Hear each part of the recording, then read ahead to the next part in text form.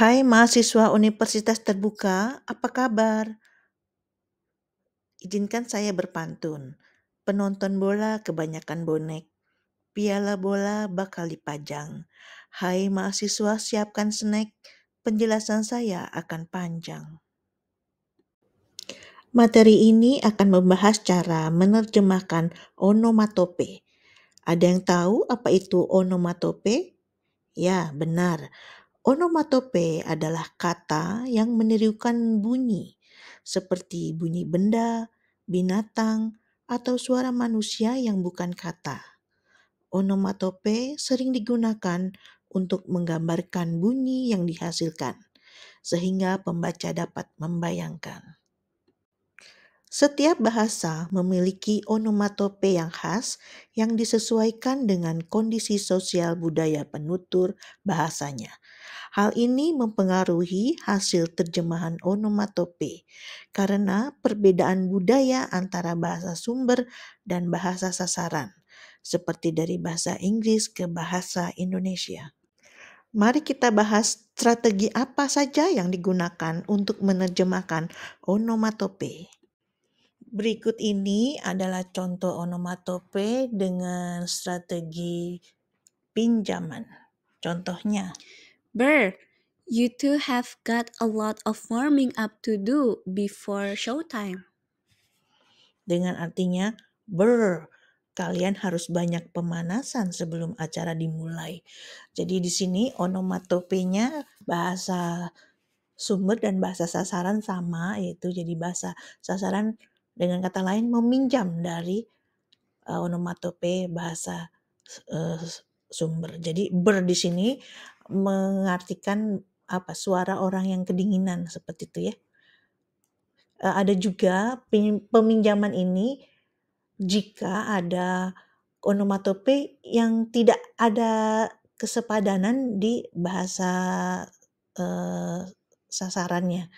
Ya, jadi bisa meminjam dari bahasa sumber. Berikut ini contoh penerjemahan yang menggunakan strategi penerjemahan adaptasi budaya. Teks sumber sebagai berikut. The glass fell to the floor with a loud crash. Dengan terjemahan, gelas itu jatuh ke lantai dengan suara prang yang keras.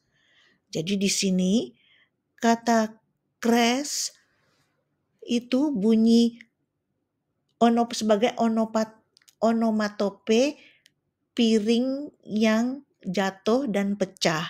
Di dalam budaya Inggris berbunyi crash. Sedangkan di dalam bahasa Indonesia, piring yang pecah itu onomatopenya adalah prang, seperti itu.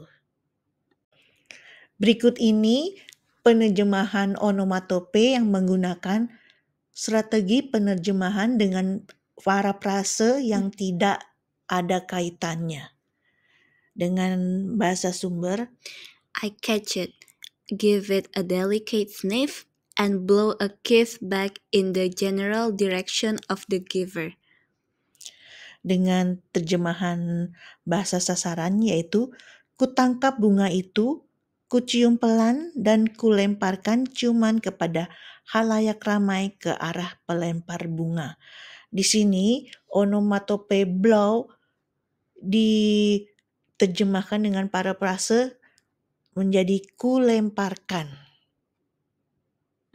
Berikut ini contoh penerjemahan onomatope dengan menggunakan strategi penerjemahan parafrase yang berkaitan. Contohnya, I forgot my flowers, I mumble. dengan terjemahan, aku lupa bungaku, kataku dengan bergumam.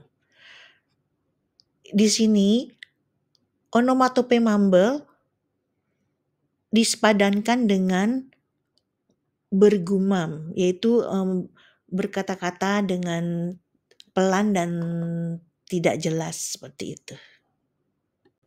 Berikut ini adalah contoh penerjemahan onomatope dengan menggunakan kata-kata umum.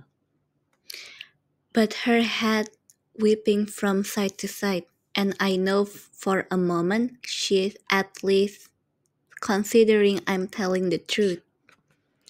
Dengan terjemahan, tapi kepalanya menoleh ke kanan dan kiri.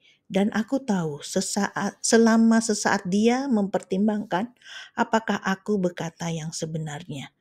Jadi di sini whipping mempunyai arti yaitu tali yang diikatkan pada tongkat dan difungsikan untuk mencambuk, ya. Jadi hukuman cambuk itu menggunakan seperti itu, ya. Jadi whipping ini lebih khusus artinya adalah hukuman cambuk.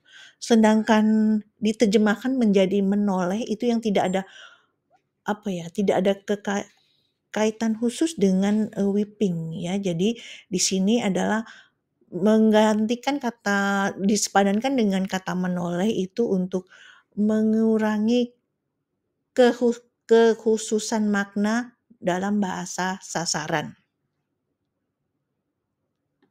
Berikut ini adalah penerjemahan onomatope yang dengan menggunakan strategi lain-lain. My calf is screaming, my hands covered in red welts. Diterjemahkan menjadi betisku menjerit kesakitan, kedua tanganku penuh dengan bilur-bilur merah. Nah, di sini ditambahkan dengan kata kesakitan. Jadi betisku menjerit kesakitan. Ingat bahwa ini adalah majas personifikasi, yaitu gaya bahasa yang mana kata benda itu seolah-olah melakukan suatu aktivitas yang dikerjakan oleh makhluk hidup, seperti menjerit kesakitan seperti itu, ya.